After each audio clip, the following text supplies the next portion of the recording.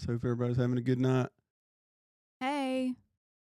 Like the stream, share the stream, talk to us in the comments. Good. Yeah. You're good. All right.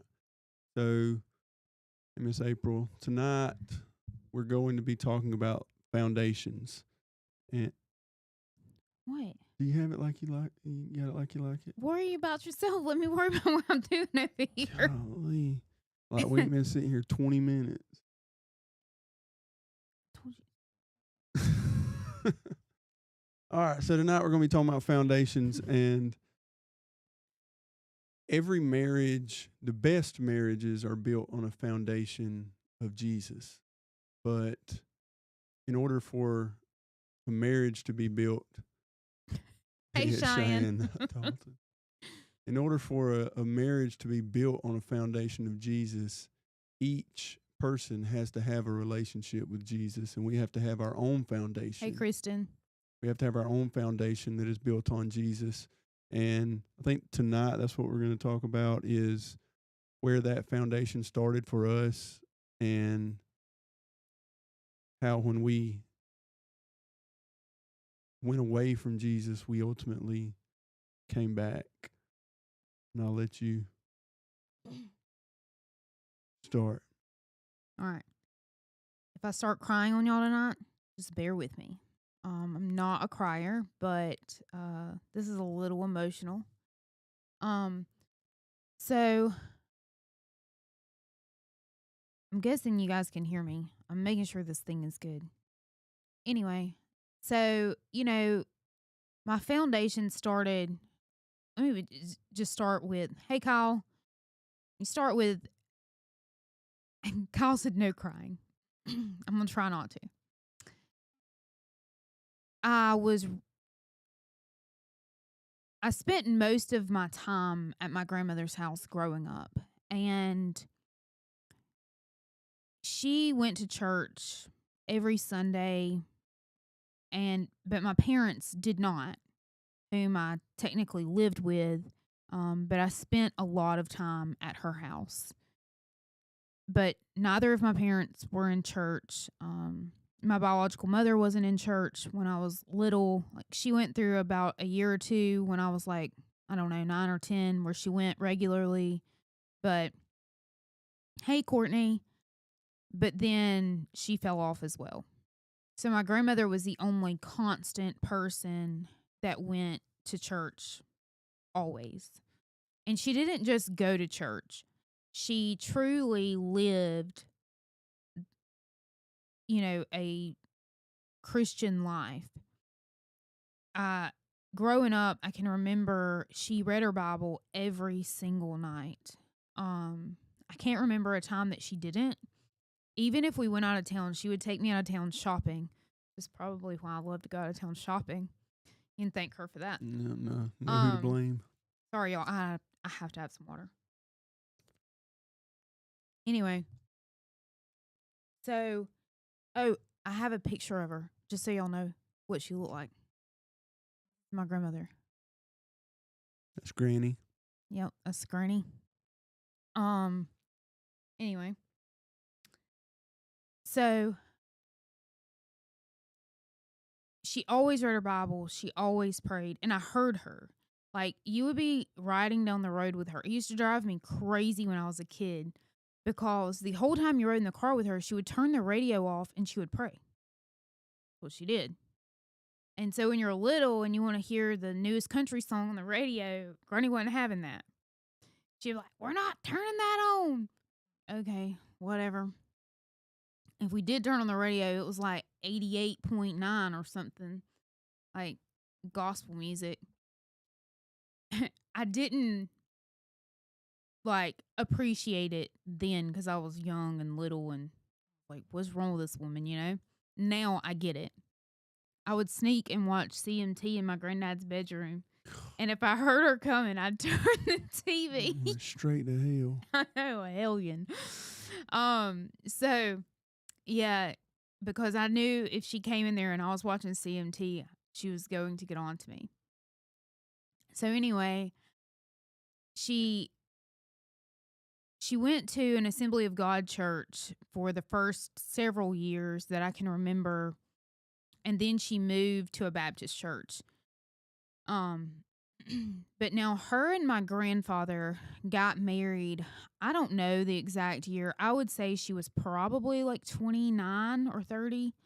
Um, but I found out actually today. I had asked her cousin when she got saved because I didn't know.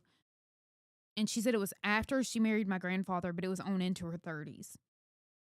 So, and my granddad was not saved. My granddad did not go to church with her. Um, Now he did get saved, but excuse me, whenever I was little, he was not saved. I went to church with her every time, I was there. So every other weekend I went to my mother's, and then every other weekend I was with her. So every other weekend I went with her to church. Well, I went to kids' church when we were at the Assembly of God, but then once she moved to the Baptist church, I stopped going to kids' church because I didn't like it. I told her I didn't like how those teachers talked to me like I was a kid. I was a kid. But I I never really did kid things. Like I would hang out with her and her friends and we would play progressive rummy. I don't even know what that is. It was so fun. I I wish I bet. could look it I up. bet it's loads of fun. It was fun. It was fun. So anyway, we would play progressive rummy, me and these women. And I was the only kid. I learned how to play progressive rummy when I was like 7 years old. So we did this all the time. My grandmother had a pool when I was growing up. So we would literally, she would make everyone, she would cook a ham and she would chip up the ham. She'd make everyone fresh ham sandwiches. We'd swim all day. And then that afternoon, we'd come inside and play progressive rummy. You and the old people? Yeah. Okay. Yeah. My granny was the pool house, party house. We had the best time. Anyway, so that's why I didn't like going to kids' church, though, because the only time I saw kids, like besides my siblings, was at school. So anyway, so I can remember her like praying and reading her Bible and all of the things. And to be honest, I didn't realize how much of an impact that had on my life until probably this week, whenever we were talking about this tonight. And it really has hit me, like the impact that she had. And so she, whenever I was a teenager, obviously because I was doing what I wanted to do, I fell out of church, and I would go with her occasionally, but Saturday night was basically the only night I wouldn't spend the night with her. I would stay at my parents' because if I stayed with her, I had to go to church and I didn't want to. And I'm going to talk a little bit about some of the reason why I fell out. So when I was 9, I think I was 9. Yeah, I was 9. My dad got in trouble for booking football. And I was there when it happened. It was pretty traumatic anyway. But he didn't go to prison until I was 12. But whenever he went to prison, well, right before he went to prison and whenever he went to prison, so mom was having to work at the restaurant a lot. And I was staying, and my granny worked at Hunt's growing up, so she wouldn't get off until like 8:30 or 9, and that's when she would come pick me up. So I would get out of school, and a lot of times I would go to my dad's house if Granny didn't pick me up, and then I would stay there until she got off work and she would come get me. Well, so during the time that my dad, right before he went off and whenever he went to prison, my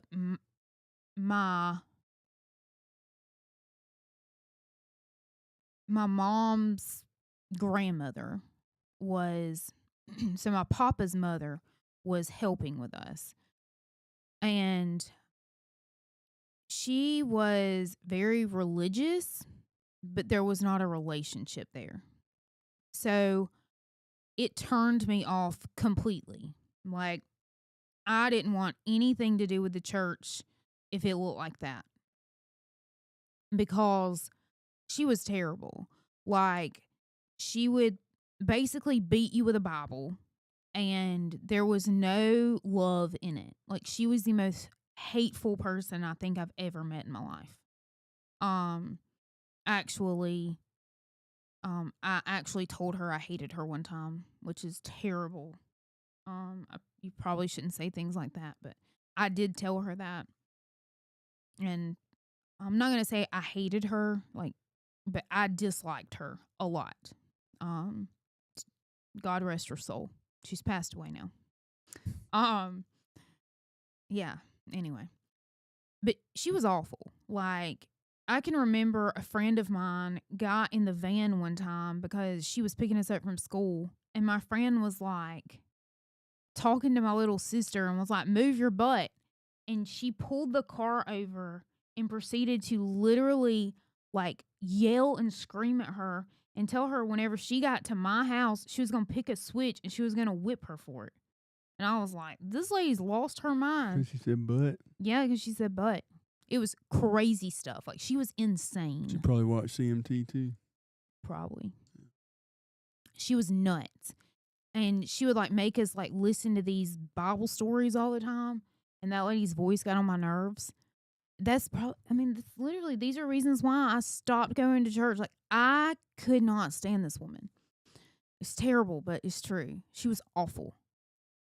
And she didn't shower regularly. She smelled weird. Ugh. I mean, I don't know. It was terrible. It's a terrible situation. Anyway, so, and I would tell my granny, I would be like, that woman, I called her Hazel because she was a nut, like a hazelnut. But she didn't know why I called her that. It was an inside joke me and my sisters had. Me and my older sister, actually. Anyway, we came up with that. Anyway, so I called her Hazel. That was not her name. She was terrible. And so I fell out of church. I mean, I would go on and off, whatever, but I didn't really like go like I was going. And so, and it broke my granny's heart. Like, she was constantly like, Tab, you need to go to church. But my granny was never mean or hateful about it. Like, she was always loving about it. Now, she could be feisty about some other things.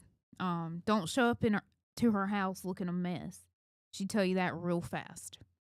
I can remember one time, I just thought about this. Slade and I showed up to her house on a Sunday to go eat lunch with her. And I had on shorts. Do you remember that? Mm-hmm. At the time, we had no idea why she reacted the way she did. Now, I understand why she acted the way she did. What she said to me was, you do not wear shorts in a restaurant on Sunday. And I said, why? I can wear whatever I want to in a restaurant on Sunday. And she was like, it just disappoints me. It was because I know now she had on her church clothes because she had been to church, unlike us. And she was embarrassed of that. The fact that she helped raise me all of those years and I wasn't going to church. And that upset her and that was embarrassing to her. And I get it now. Like, I'm like, you know, out of respect for her, I shouldn't have worn shorts. She didn't like shorts anyway. So the fact that I wore shorts to eat with her, period, was a terrible idea. She hated shorts. So anyway, she was very, oh gosh, I don't know the words to describe her. She was always put together. She was very by the book. She was loving. She was caring in all aspects of life. If I needed someone, I knew I could count on her. No matter what, she would show up. Um, so she didn't realize the impact she had had on my life, I don't think, at that point. Fast forward, he and I are married, and I got pregnant with Gavin. I was 21 when I got pregnant with Gavin, and he and I were not living for the Lord at all. We were living for everything but the Lord. And he's going to tell his story next. That's why he's not really saying anything. I don't want y'all to think he's just sitting over there quiet, like I told him he couldn't talk or something. That's your story. I know. I'm just saying. So anyway, so we're 21. I get pregnant with Gavin, and I was 13 weeks along, and I started bleeding everywhere. Thought I was having a miscarriage. Well, Bailey and I had laid down to take a nap. Bailey was 2. Woke up. It was a disaster. So I can remember sitting there, and all I could do was pray. Like, I had not prayed in years. I don't know how many years, but it'd been a lot of them. Probably since my dad went to prison, I had not prayed. So anyway, I started praying. My mom come and got me, took me to the hospital asleep. It was placenta previa, so my placenta had moved all the way to the bottom where it's supposed to be at the top. And they told us, it rarely fixes itself, pretty much never fixes itself. And if it does, it's usually way later in the pregnancy. And keep in mind, I'm 13 weeks at this point, so that's, barely over 3 months or around 3 months. So we had to go to Birmingham to have an in-depth ultrasound done when I was 5 months pregnant. So it's been 2 months since the scare. I was on bed rest for those 2 months, and I prayed a lot, more than I've probably prayed about anything up to that point.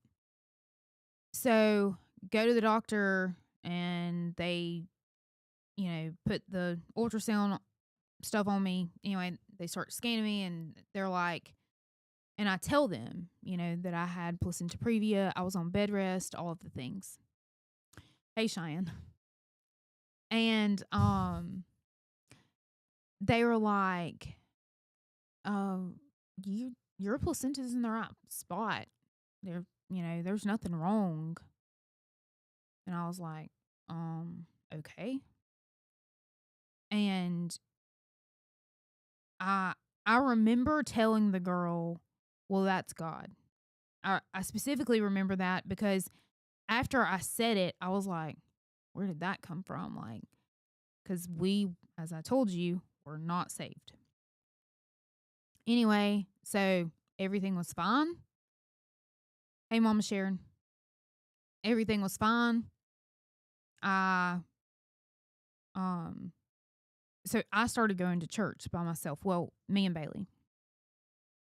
And I went to church until I had Gavin. Because even though I had not been to church or prayed or anything in so many years, I knew the answer. Like, my grandmother had instilled in me all of these things. And so I knew the answer that I needed. And so after I had Gavin, I fell off again. I stopped going to church, all of the things. And then, how old were we when we got saved? 27. So 27. Okay, so I was 21. So now it's been 6 years and we get saved. So 27, I got saved.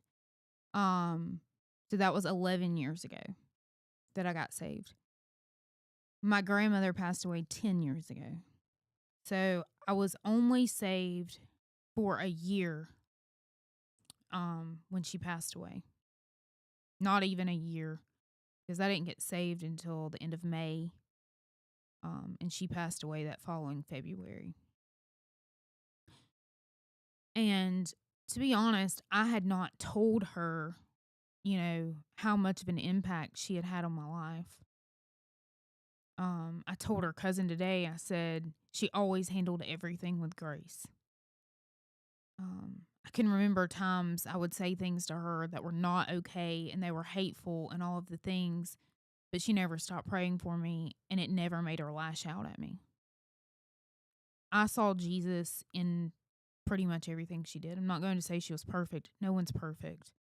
We all strive for perfection, but no one's there. And if I had to say the closest to a perfect life I've ever watched was hers. I never heard her say a cuss word. Now, she would spell it out if I was really getting on her nerves. Usually she'd say, "You burn me up." That's what she'd tell me all the time. But she'd say, "Stop being a ASS." That's what she'd tell me all the time. But she would not say the word. But anyway, that's funny. So anyways, so I never told her. I did tell her that, I had gotten saved, told her we were like in the church and all of the things, and she was proud of me. But I didn't tell her the extent that she had played my life until the day that she died.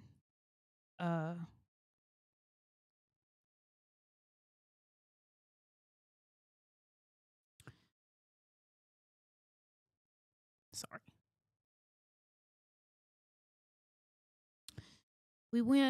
I went to the hospital, me and my older sister, and sorry. And she was in comfort care at that point, at the hospital. So they were just giving her morphine and stuff to keep her comfortable. And she was on oxygen, and her oxygen mask had come off. So when I walked in there, she was gasping for air, and she was almost blue. It was terrible. Thanks, Cheyenne. And so, I went over there and I was like, I told her, I was like, I just want you to know that you played a huge part of my life, and I wouldn't be saved right now if it wasn't for you.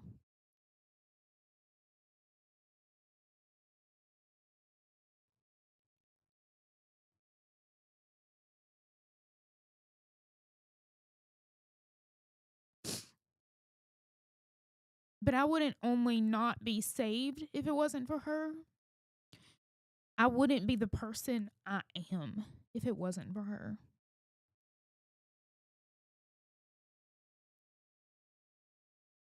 I can look at every good part of me, and it came from her. She's the strongest person I knew. She loved with there was no end to it. She and I fought like cats and dogs, but I think that's because she and I were so much alike. It's just the way it was. Like, she got mad and I got mad, but she never said anything hurtful to me ever. When there was times she probably should have. Like, I said some pretty terrible things to her. I got a spanking from my granddad one time. I'm the only grandchild that ever got a spanking from my granddaddy. Because I looked at her and told her I hated her. I was like, well, you're just throwing that around. I mean, you're throwing that around, that hatred. I was like 5 years old. I was standing in an Alabama cheerleading outfit. We were going to the Alabama game. I'll never forget it.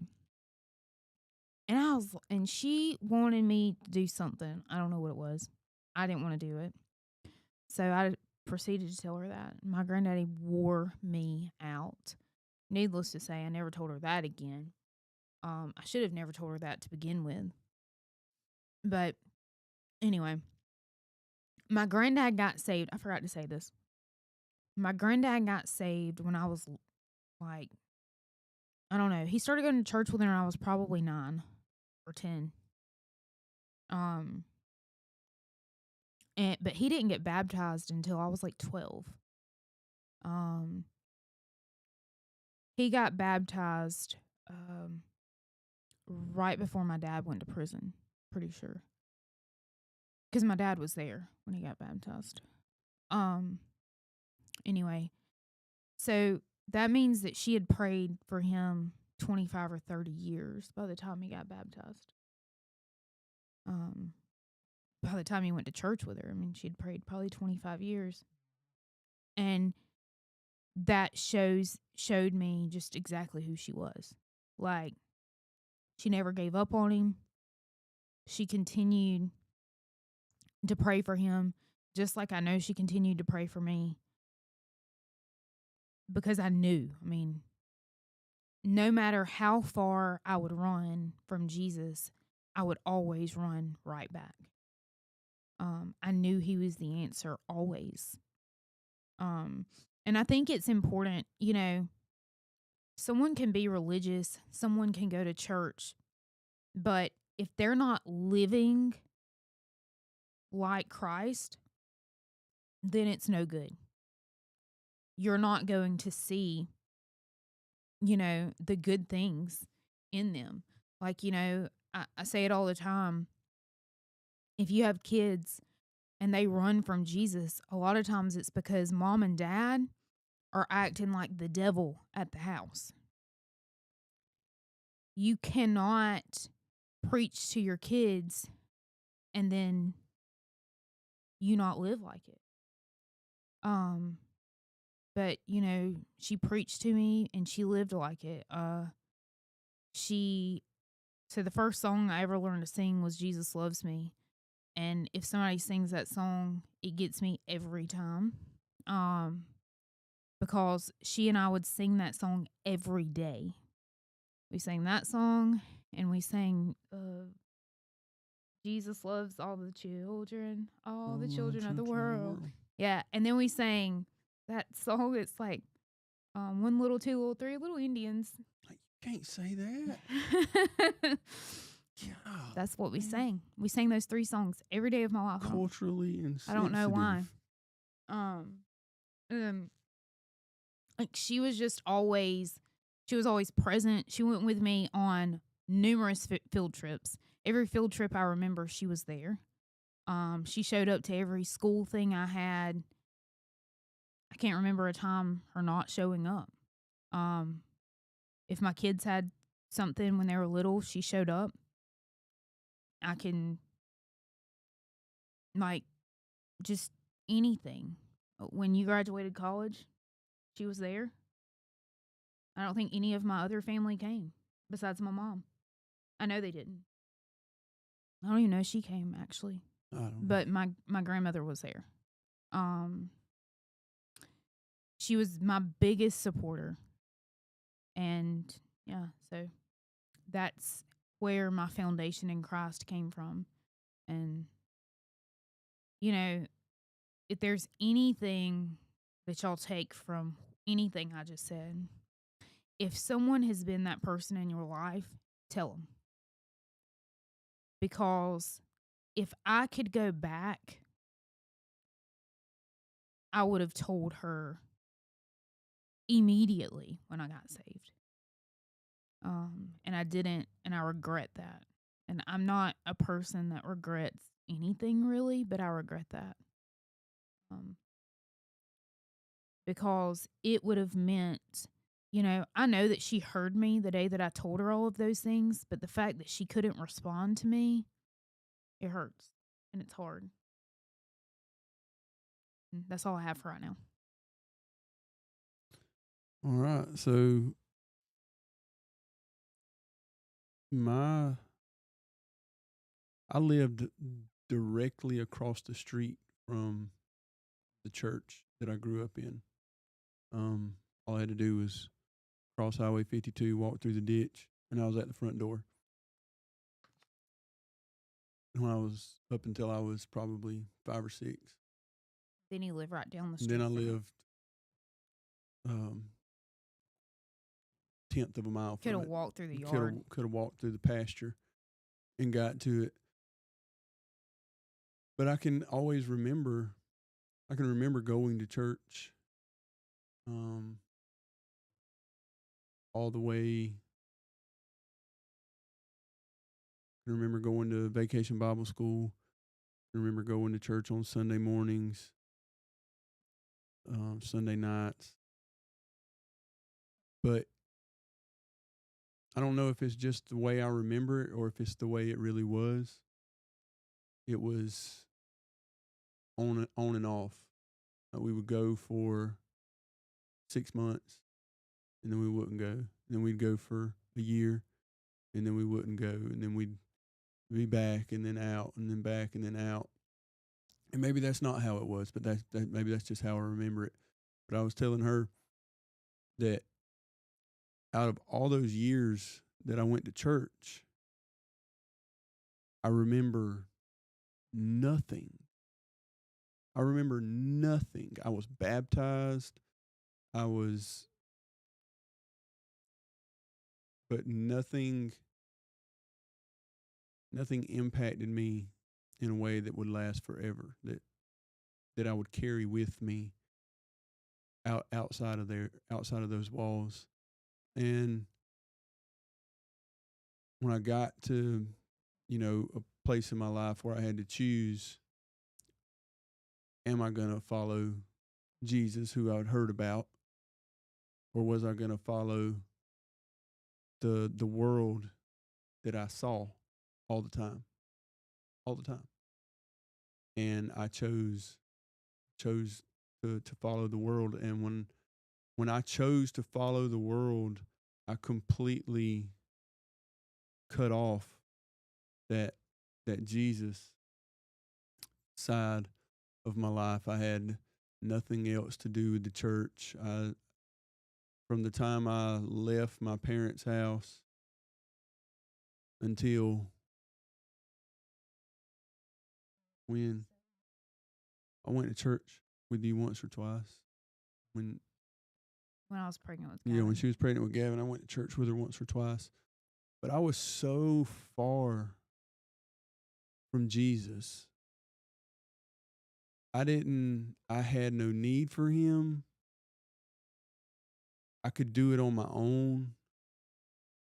I was so full of pride and just arrogance, self-assurance, that I had no need for this Jesus that I really didn't even remember anything about. I was just going to say, at that point in your life, though, you had no need for anyone. Yeah, I didn't have any need for anyone, really. But you. But me.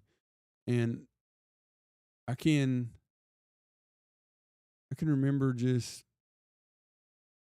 being so. I look back at it now and I'm like, you're such an idiot. Like, I can look back at it now and see all the times that God had his hand all over my situation. So many times, numerous times, that I could have, gone to jail or worse, been dead, or just so many bad things that could have happened. And he was just right there showing me mercy because he had a better plan for my life that I was completely ignoring. And I think for me, it and it's what she said, you have to see someone living it outside of the four walls of a building. That's right.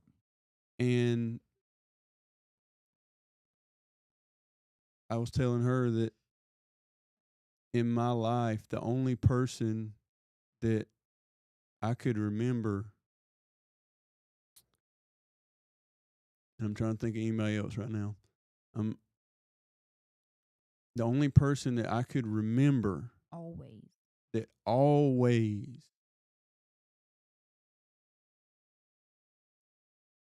lived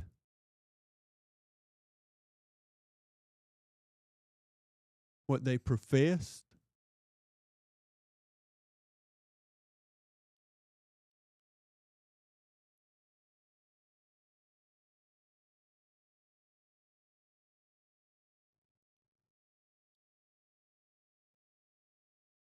oh goodness, that always lived what they professed was my Aunt Gail.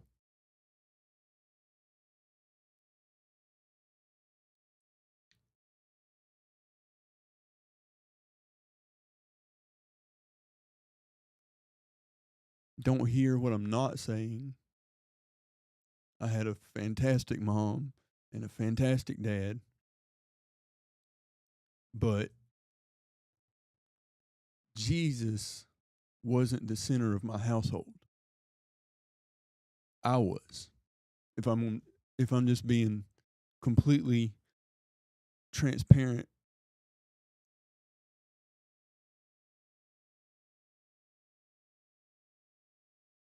Which is why he had such a hard time um whenever I didn't whenever I stopped making him the center of the household. And I'm not talking about us being saved. Whenever the kids came in, that was hard for him. It was a hard transition. Yeah, I always got what I wanted. Like there was never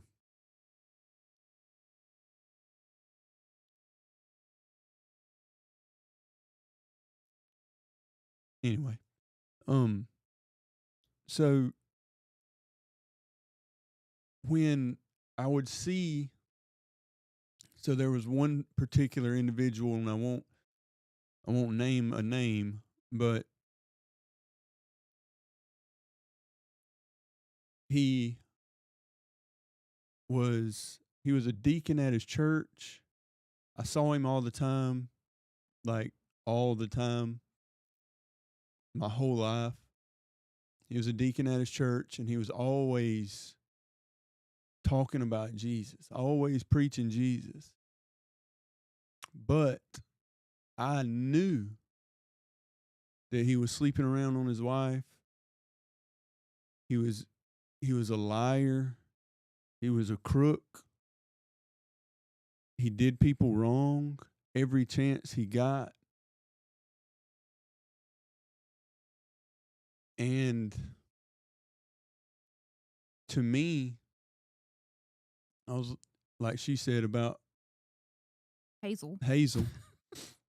To me, if that is what being a Christian was, I didn't want to be one. I wanted to be as far away from that as I could possibly be. And it really just occurred to me today. And I was like, I think he was the reason as I got older that I stayed as far away as I possibly could because I didn't want to be anything like him. Nothing like him. And but I look at my Aunt Gail,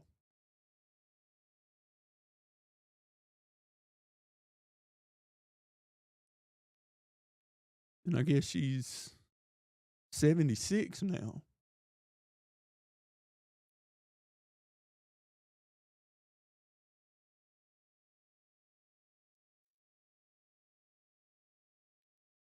And she's still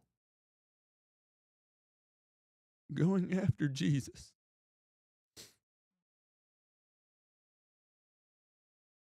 Yeah, my grandmother was 87 when she passed away. Um, and I'll say this: your the only person. So I went to church with him when we were 17. You're the only person I ever went to church with, and both of their parents went. I had a lot of friends who went to church, but only their mom went. Yeah. Well, let me say this: if like I say, I may not be. I don't remember things very well.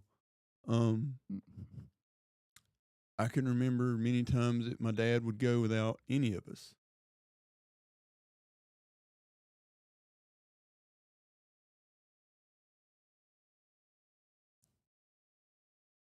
But I can also remember it being optional. Mm-hmm. You know, you can go. You go if you wanted to. If you didn't want to, you didn't have to. And I think that's in a lot of households. And I think so. I've heard people say that, well, I don't want to make them go. Well, see, in my house, it's not an option.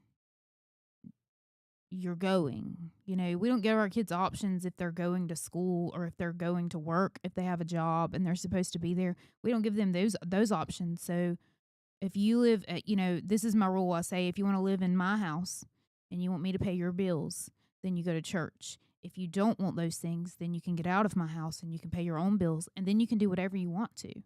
And I'm very, very stern on that. Yeah, we don't give an option on temporal things that really don't matter in eternity, like she was Right. talking about, like going to school.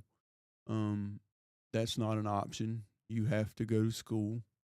You So why do we give an option on something that is eternally impactful, such as a relationship with Jesus? And the reason, I think she said it earlier, I think a lot of the time the reason that kids don't want to go to church is because they aren't seeing it lived out by the people that are trying to make them go to church.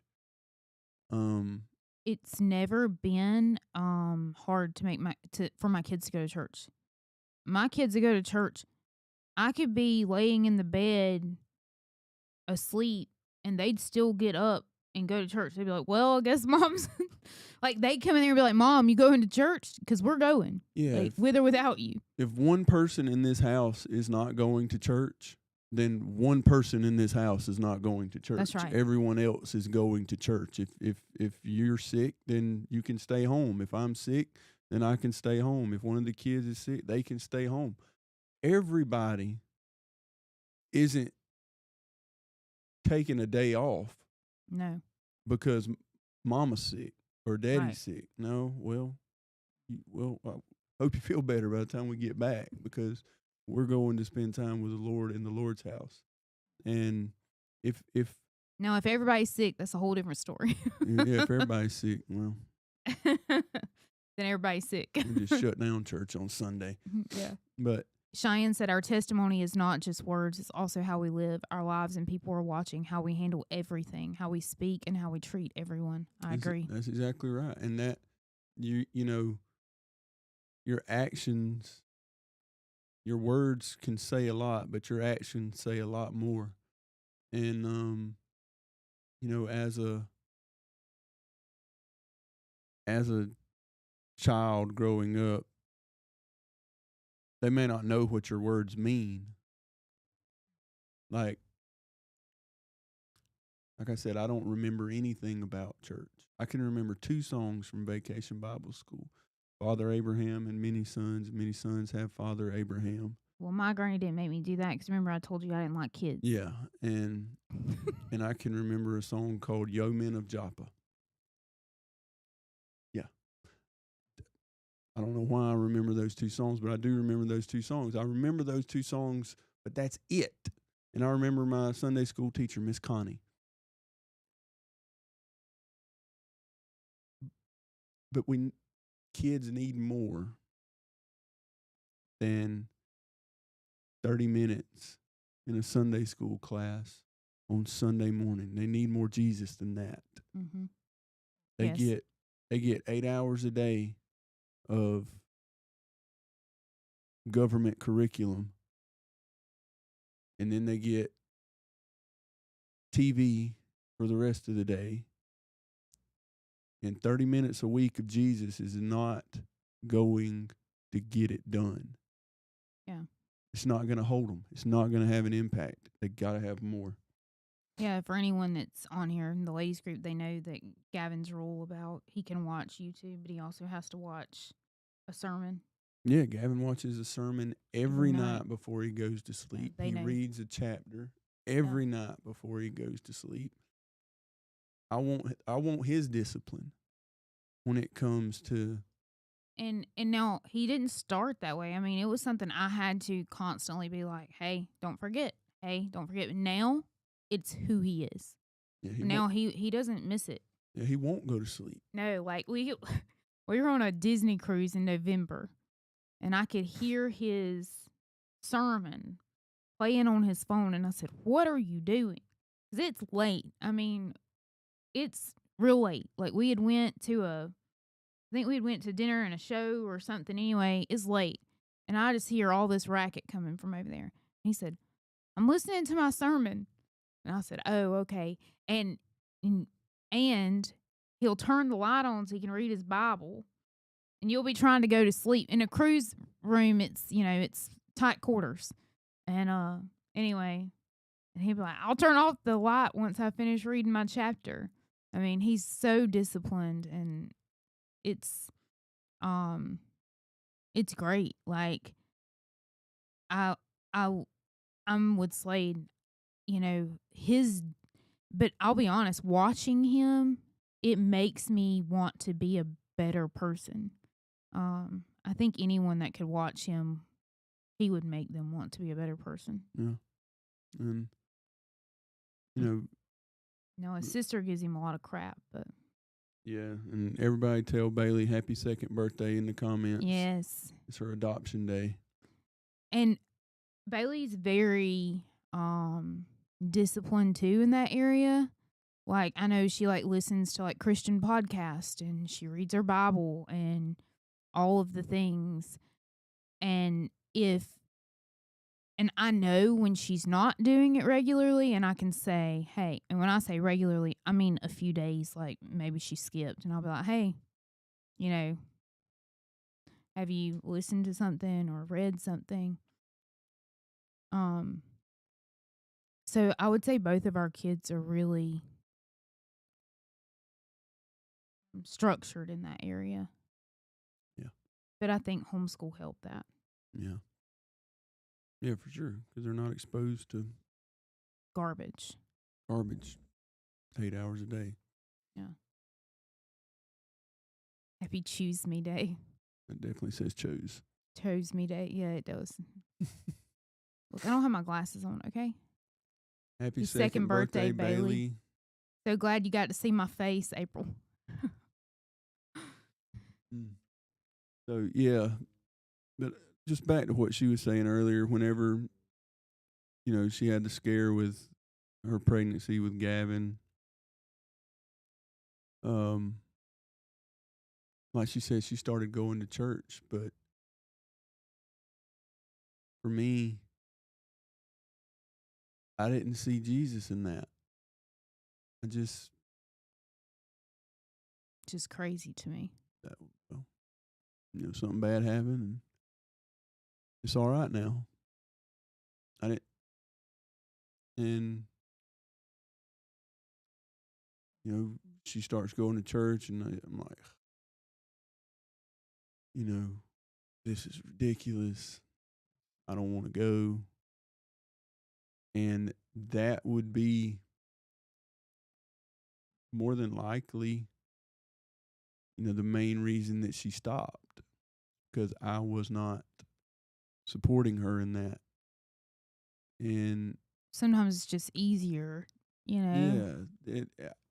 When I say I wasn't supporting her in it, I mean I was pulling in the complete opposite direction of Jesus. And what I should have done was reached out to my grandmother, because she could have given me great advice on that, since she did it for so many years. but I was too proud, if I'm being honest. Yeah. I didn't want her to know. Well, that's what I was gonna say. She wasn't too proud. She was protecting me. Yeah.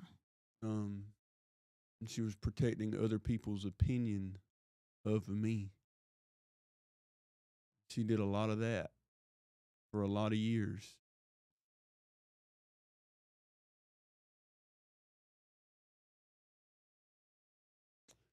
And if I would have started going to church with her then and turned my life around then, or allowed Jesus to turn my life around then, who knows where we would be or what we would have been doing. But that's not what I did. I continued to live the way I was living. I continued to just live this unadulterated lifestyle of sin that um really truthfully cared about no one and nothing but myself.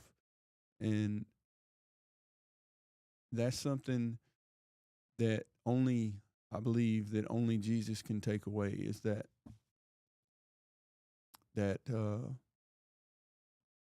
just that selfishness that I had. That when I finally met Jesus, all I could think was, this isn't. I never heard about this. I never heard. I knew that Jesus died for our sins. That meant nothing to me. I knew that he hung on a cross. That meant nothing to me. I knew that he supposedly had raised from the dead. That meant nothing to me. To me, it was all stories that held no power, until I saw, till he did it in me, until he changed me. And that's still selfish, right? Like, I didn't even believe in Jesus, the stories and what he could do, until he did it to me.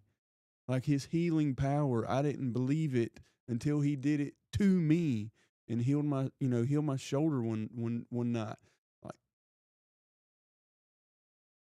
he will take you from where you're at and just completely turn everything upside down.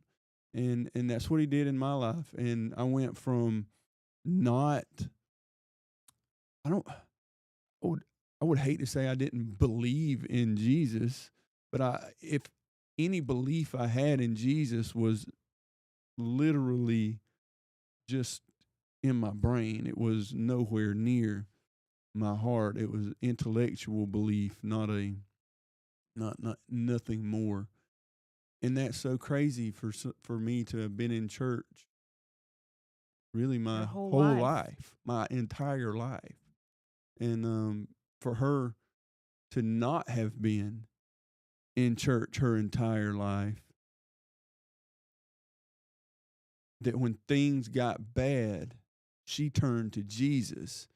But for me, when things got bad, I turned to whatever, literally anything but Jesus. But that goes back to what you are exposing yourself outside of the four walls. Because just because I only went to church with her 2 Sundays a month, I saw Jesus every night. Right. I saw her read her Bible and I saw her pray every night. And you know, I still say the baby prayer at night before I go to sleep. Don't lay me down to sleep. Because she taught me that. My first memory, I was probably 3 years old. So she probably taught me that when I was probably a toddler, like very small. I can remember I could say it at 3 by myself. Um, it's one of my first memories, actually. Um, and I still say it, and I pray more than just that now. but I still say it every night because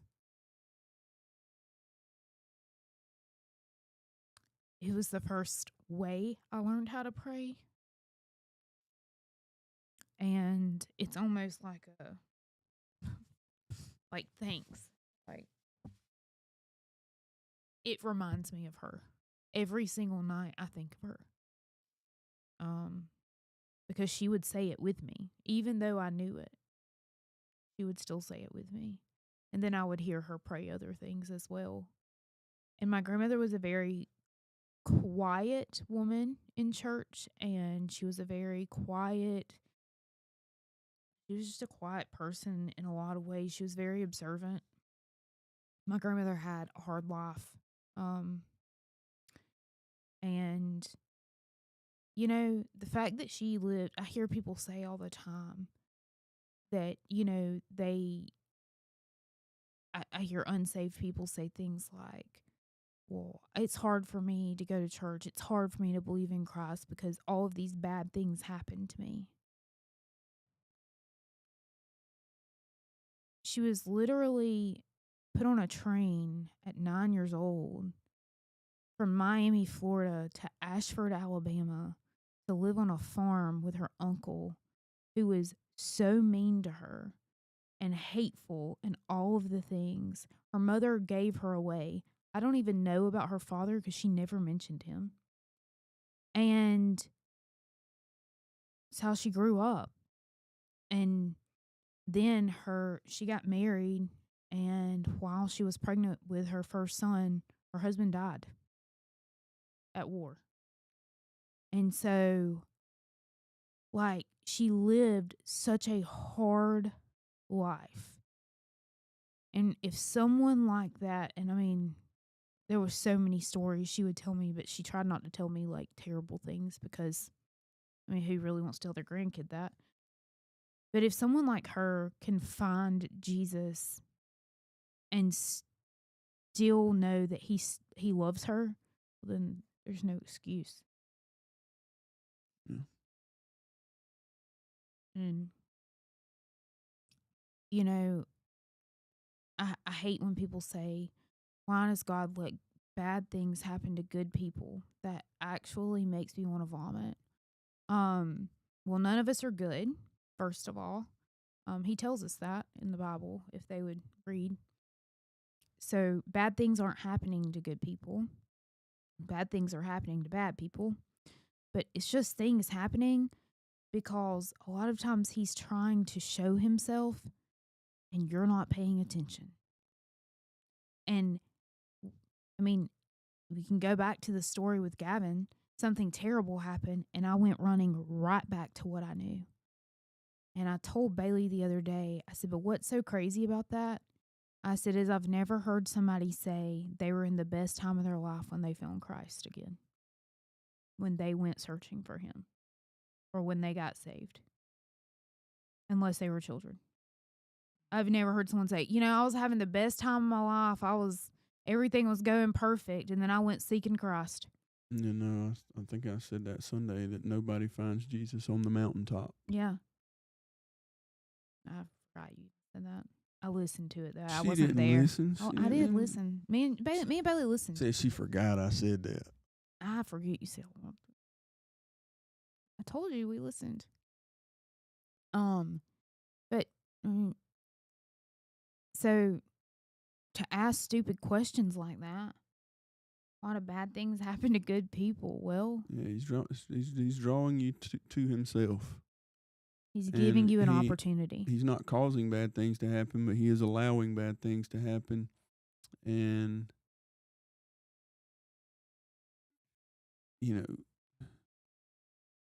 we just keep Bailey missing said it. she says it too because that's how I showed her to pray. Oh. See, it's all about impact.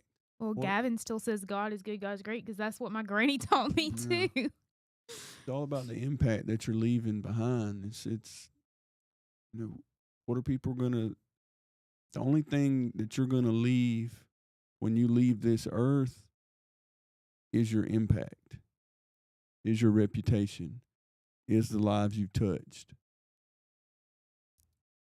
What are you leaving behind? Who is going, who are you? Whose foundation are you? I think that's what I'm trying to say. Whose foundation are you? See, somebody was my foundation. Somebody was her foundation to come to know Christ. Right now, Christ is my foundation. Right. Christ is her foundation. Christ is the foundation of our marriage. But someone had to be the one that led you in that direction. Someone led you there. Someone was praying for you. Who are you praying for? Who is the one that you're out there sharing the good news with? Who's the one that you're out there showing them how to live a godly life, not just telling them how to live a godly life? I can talk about Jesus all day long, but until I start walking like Jesus, no one cares. No one cares. Yeah. No one cares what I talk about, how great and wonderful I say Jesus is. They want to see it in the way that I live. And if I can't live it out, then I need to shut my mouth. Yes. Because you are driving more people away from Christ by going to church on Sunday morning and then turning around on Monday morning and living like the devil. If you're making a choice to go to church on Sunday, then I'm sorry. If you're making a choice to go to church on Sunday, then you need to make a conscious effort to live like Jesus Monday through Saturday. Yeah. And, I think all the time, like, what are people going to say when I die? Are they going to be like, well, she was hateful and she was this and she was that? Like I talked about Hazel. Are they going to say those things? My grandmother's funeral is probably the best funeral I've ever been to in my life. Everything they said about her was true and very becoming of her.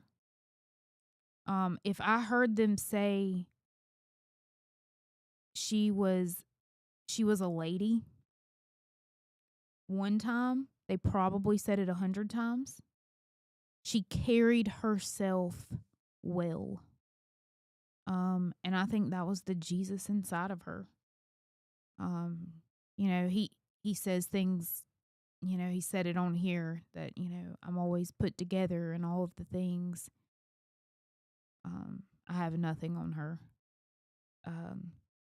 And, I can remember something that the pastor said when he got up there at her funeral. He said, and there's one thing about it, Wilda was always here.